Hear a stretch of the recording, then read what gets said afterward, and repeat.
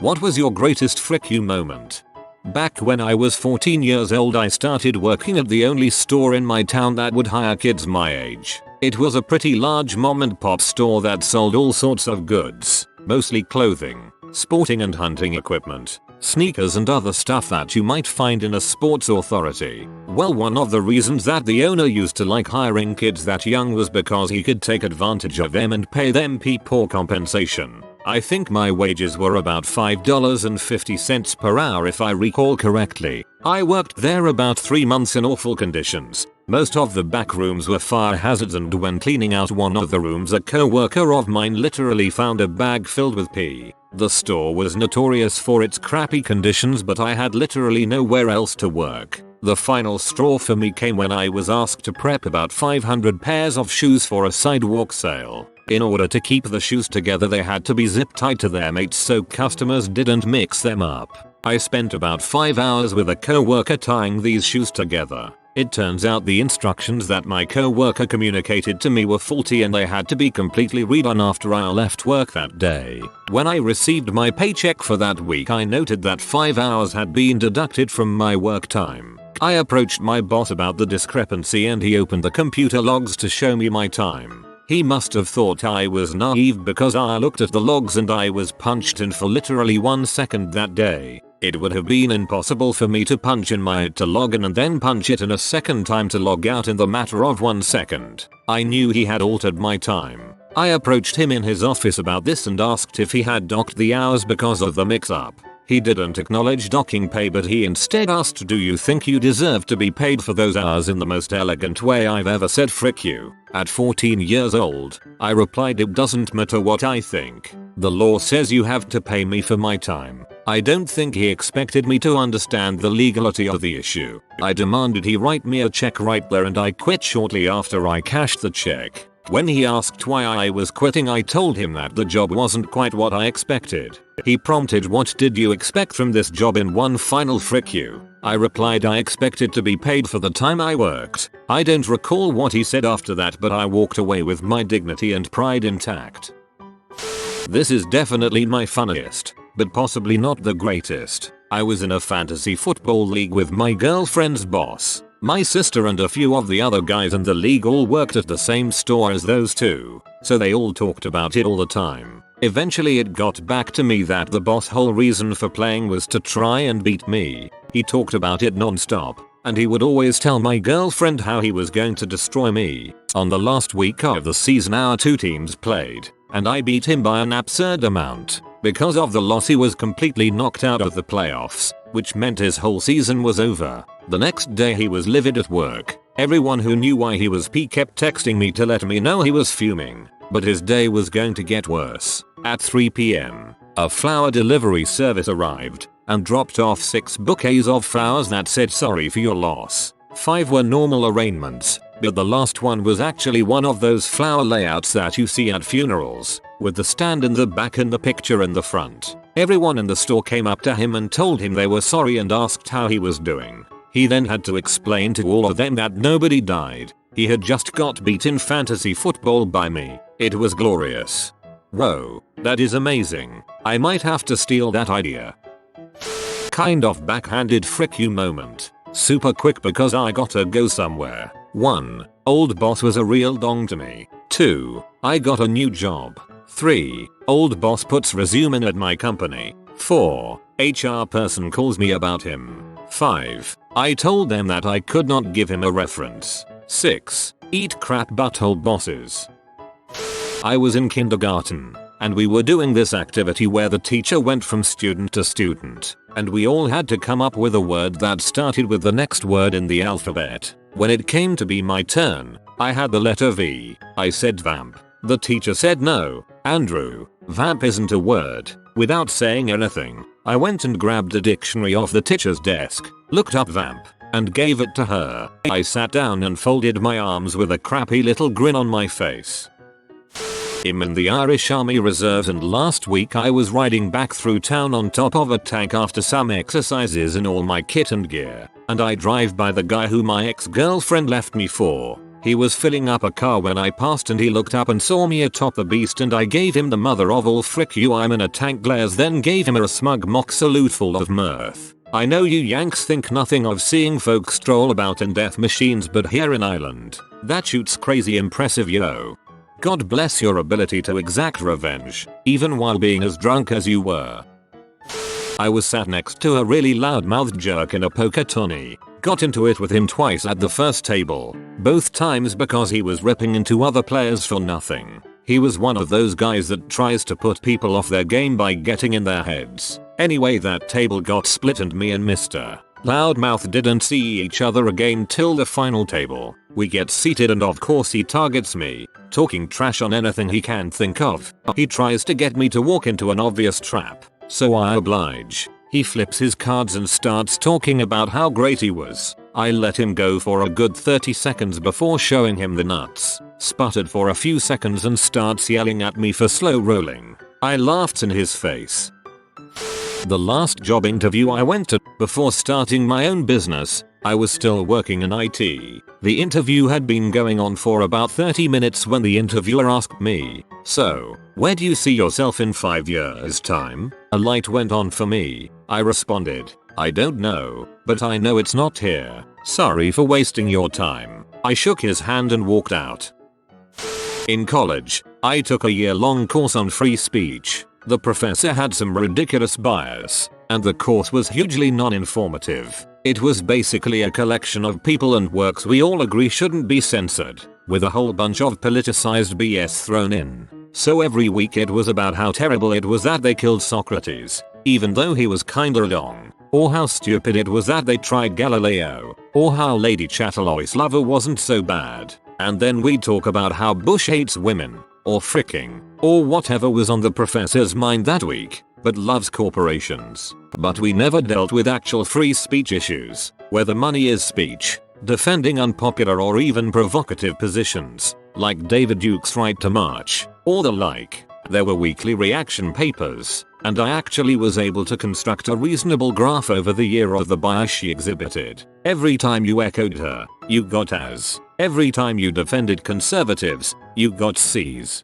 I eventually just started doing the A work to pad out my GPA. Anyway, she submitted a one-semester version of the course for honors approval and cross-listing as a politics course. Since my advisor was the head of the politics department, she asked me what I'd thought of it. I told her the teacher lacks any professional standards, and actively punished me for expressing conservative opinions in weekly response papers. Moreover, the entire course isn't informative, and is more a history of censorship of things we now accept as correct than it is an in-depth look at issues of free speech in either modern or historical society. The only thing anyone actually learned in that course was the teacher's political affiliation, and whatever you put into the final paper. The only reason I stayed in it was to have something to put on my resume. Honestly, if she didn't already have tenure, I'd say the fact that she's still teaching here reflects poorly on the school, but I'm sure she's just letting herself go now that she doesn't need to care. Later,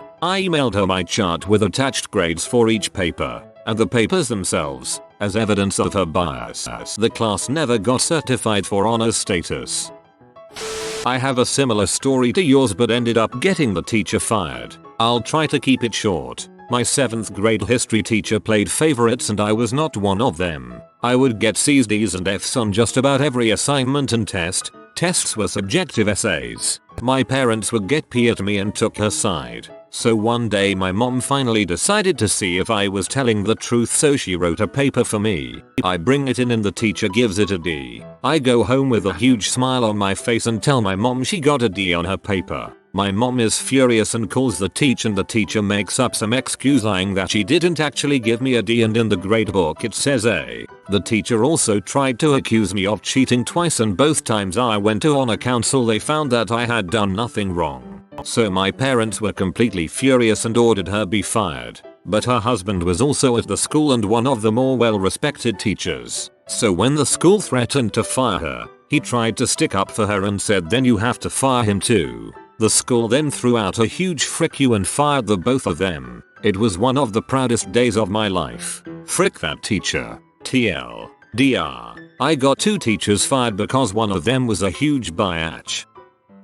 Sophomore in high school. Fat. Quiet. Not popular. I did have some people who liked to make fun of me. I just kind of ignored them. Eventually, one of them shoved me. Ignore it. You know, crap happens. I guess he was having a bad day, so he tried to punch me. I was standing against a concrete wall. Sidestepped. He broke his hand in 3 places. This being the first time someone actually tried to hit me, I grabbed him by the back of the head with one hand, by the back of the neck with the other, and smashed his head into the same wall a couple times before I dropped him. People don't really frick with me anymore, for some reason. Probably because now they all think I'm a homicidal maniac. I was friends with this dude in high school, despite the fact that he was an idiot. He was always starting arguments for no reason. He hit on our mutual friends and creeped them out, and was generally annoying. We went to the same college and were friends for the first year or so, but some crap went down. He tried to draw me into a fist fight, and we parted on bad terms. Restraining order. By that point, I was just pleased to be done with him, but his girlfriend, who was a bee herself, was livid and wrote some pretty obnoxious stuff on my whiteboard and bitched me out to our friends. End result being I lost my freshman friendship group, except for one real friend. What was my revenge, you say? Well, interestingly enough, I was the one who got them together in the first place, and they are a miserable couple, fighting all the time and generally making each other's lives miserable, but they just won't break up for more than a week. Anyway, it's been like 3 miserable years now, and it's all thanks to me, the master chess player. This is an expert long troll. I am now going to set up all my friends with crazies just in case any of them cross me. Beer pong game at a party. I was next on the list to play and one pair of bros were talking tons of trash. Even to me while I watched. Crap like get ready loser, you're next. Just being all around buttholes. The other guys were down to 3 cups and team butthole had 4 cups left. But right then the losing guy's cab showed up and they had to leave. I stepped up to set the cups back up for a full 6-cup game and one of the guys on team butthole said something along the lines of "Don't worry craphead, we'll only do 4 cups to give you a chance." They both shot and got one of my cups, but my partner was in the bathroom, so not 20 seconds after waiting for my partner to come back the ashats started bitching, telling me to leave the table if I am not going to play, just crapping all over me in front of everyone. So I grabbed both ping pong balls, shot both, bam bam, 2 cups down, give him here, doubles gets to go again. A bit more sheepish they gave the balls back, shot both again, bam bam, frick you, get off my table, who's next? Some guy watching made me snort beer out of my nose though. After sinking 4 cups back to back the guy yells, "Hope you brought a priest bros, because you get no redemption." For those who don't know beer pong rules, or use different rules, if a team sinks both balls on their turn they get to go again. Also you normally get a redemption try after your last cup's been hit, but because it was a double I would have gotten them back and they were denied redemption shots. I like you. You explain the potentially obscure parts of your story for those of us who may not have heard of everything ever.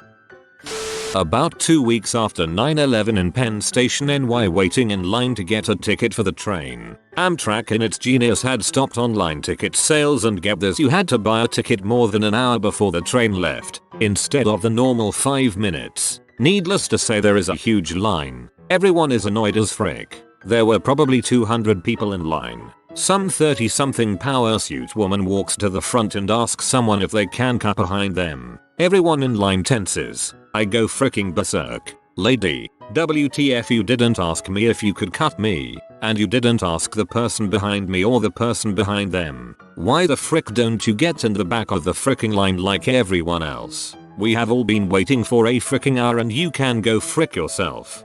The smarter power suit woman goes to the first person in line, watches for a ticket window to become free, then immediately offers the first person $$ to cut in front.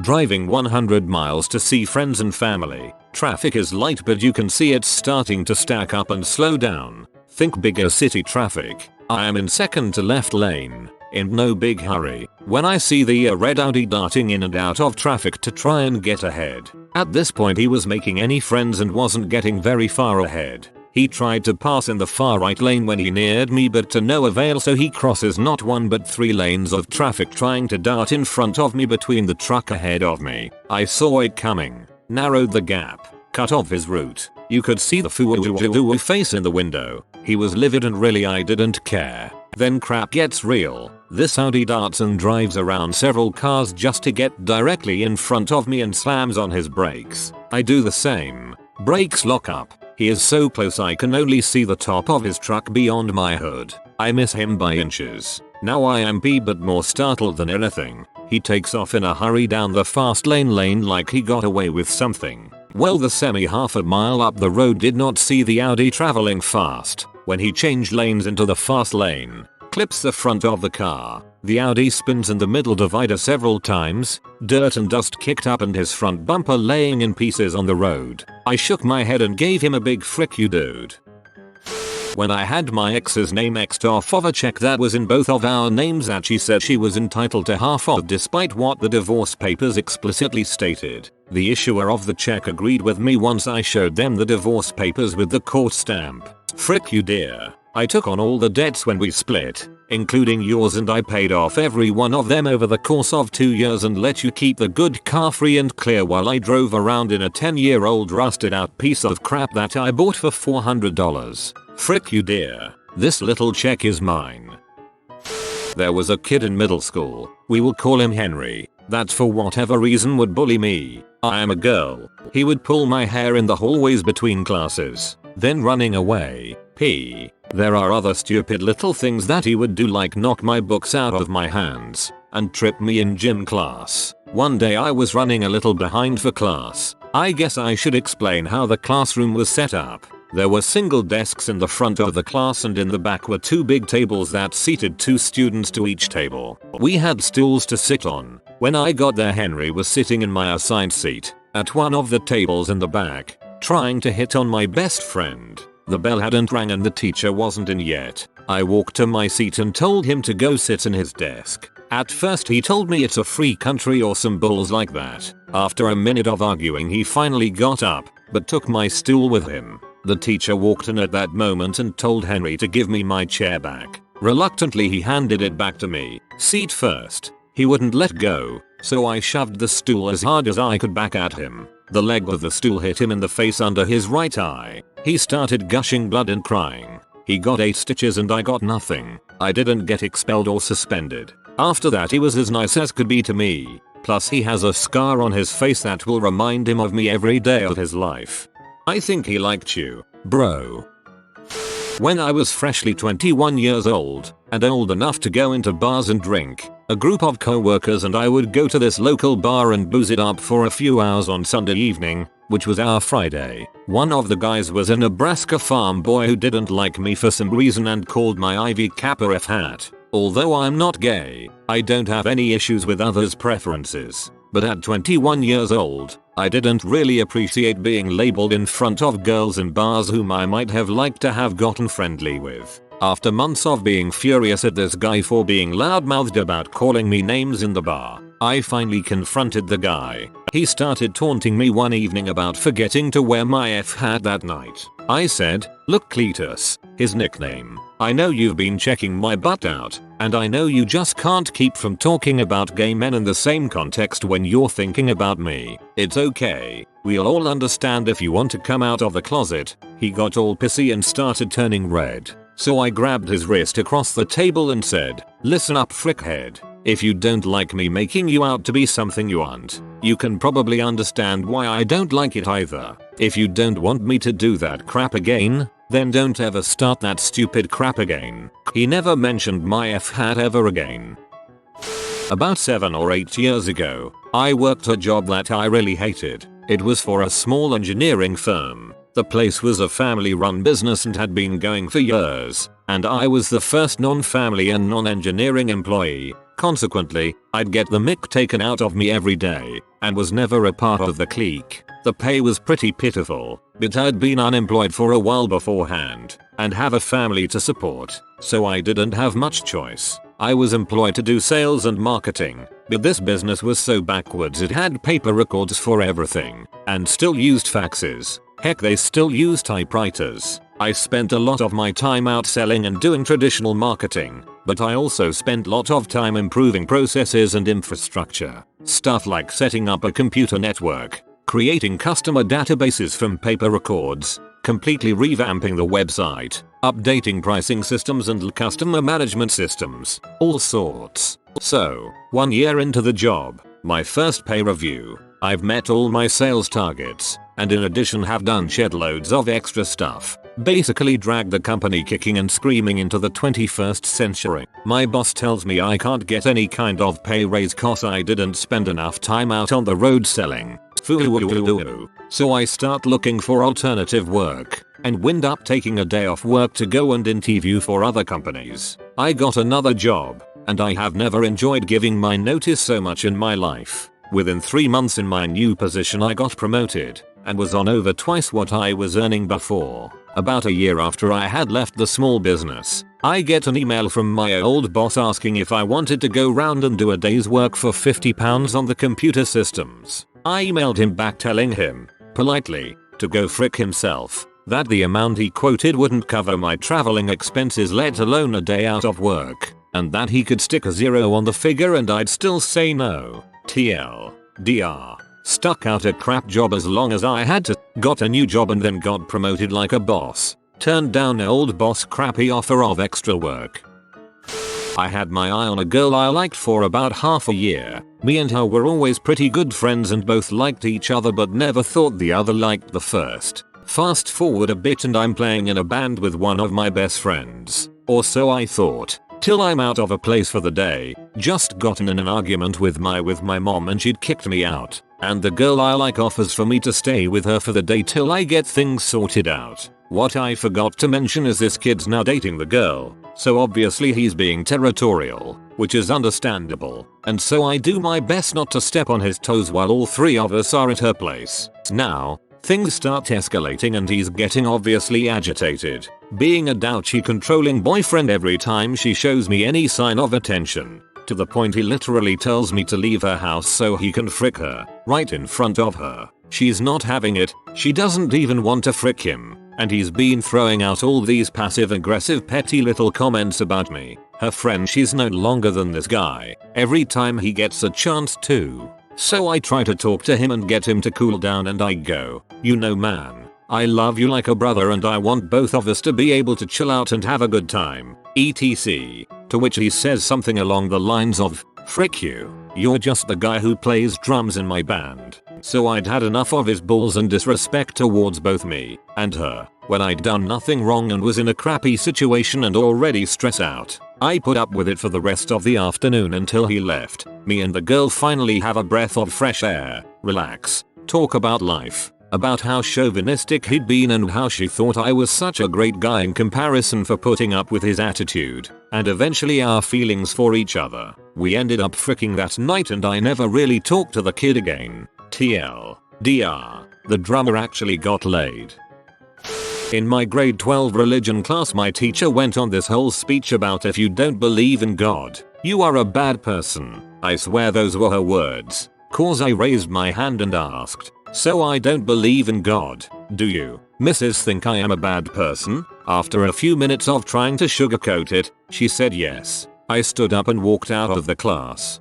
I had the principal say I was going to heck, and a priest tell me I was not fully human because I didn't accept the Holy Spirit. Catholic school.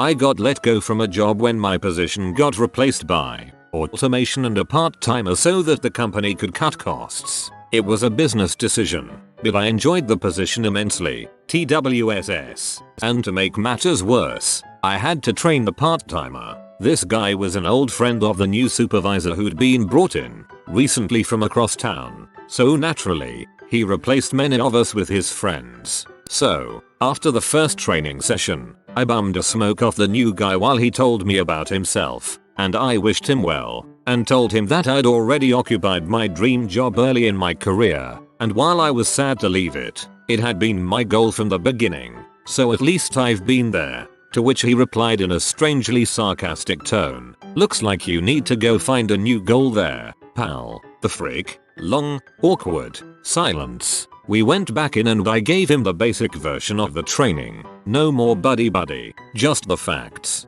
2 weeks later, I start at a new job, 5 hours from my family, friends and home. Already kind of depressed when one of my new co-workers runs up to me with a newspaper and says, "Hey, this is where you worked. Did you know this guy? Company job title, name, arrested for child pornography." Screamed the headline. My jaw dropped. The guy they replaced me with was apparently caught on a workstation computer during company time by undercover police in a number of Yahoo tween chat rooms posing as a 14-year-old girl and getting photos of kids, and so on. His stash was found at home, and he was let out of his other job, telemarketing, in handcuffs and sentenced up to jail, 45 minutes north up the highway from where I was working. Every time I drove by that jail on that highway, I'd shout hi, name, and then, better find a new goal there, pal. TLDR, cutbacks, got canned, replaced by new supervisor's friend who got busted for CP.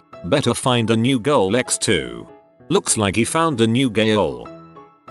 When I was consulting, I got called out on a sales engineer consult with one of our sales guys at a big studio. He was talking to the temporary head of their IT department about a possible equipment upgrade. We get into the guy's office, and he is nothing but a gigantic douche the entire time, sneering about how he doesn't need any help, doesn't know why he's talking to us because sales engineers don't know any more than salesmen, picking on me for looking too young to know what I'm doing, whatever. So we start talking about a firewall upgrade, and I mentioned that the new version, this was 2001 or so, supports a bunch of different protocols for high availability, like IGMP. Wait, what? The IT guy says. He sneers. You mean ICMP? Geez, you sales engineer types, you don't know anything. I politely inform him that no, I mean the Internet Group Management Protocol, IGMP, which is often used for multicasting high availability information to members of a cluster.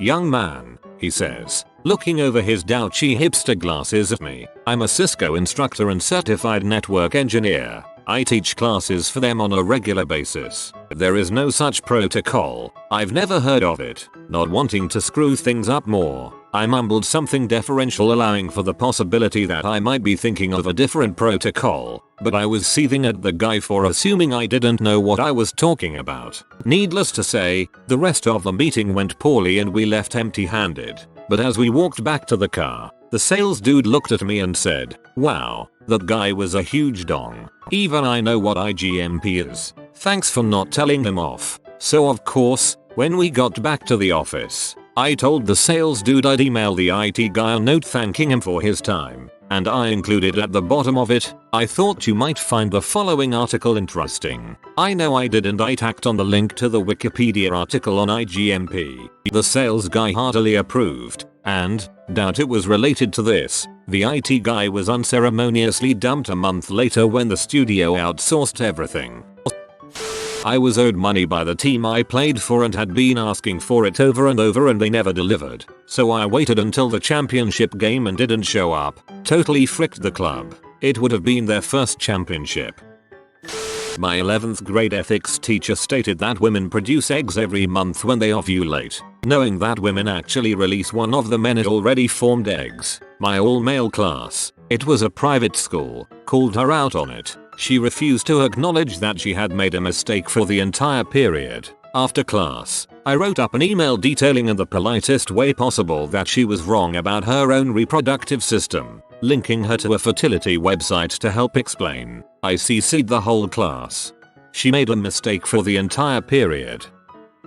In my cycle of friends, a few of the guys were always taking shots at me, figuratively and literally. One particular kid, Wayne, was a total dong to me. Some days he would give me a high five, others he would just punch me. I never knew what was coming. He was much bigger than me, so I never did anything back. This went on for years. Then he turned 18 and decided to move out of his freaked out home life and into a hotel. Life got worse for him then. He was an even bigger dong. He decides he's done with school and drops out. To do so, he had to gather a bunch of signatures from various people in the school building and pack up his locker and leave. I was roaming the halls during one of the class periods. I saw him standing in the middle of the hallway, looking lost, confused and staring at a piece of paper. I walked up and asked what was up. He said he couldn't find a few of the people, so I guided him around to look for the people and get him all squared away. We got all the cigs and made our way to his locker.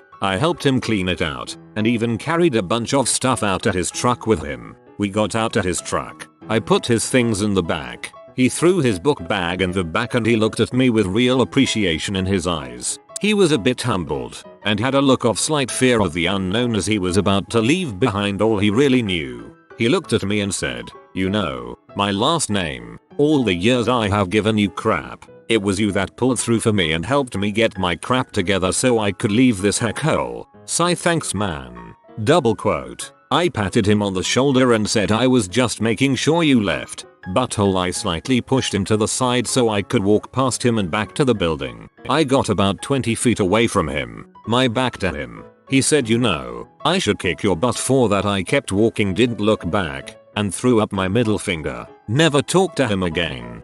Good job on being the bigger man. If you are new to the channel, you can subscribe. I publish new videos every day.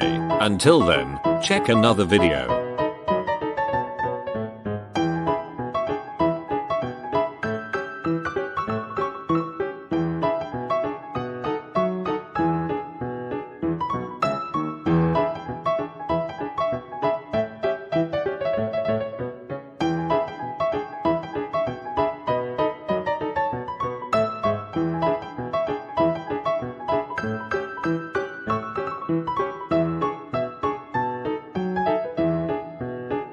Bye for now.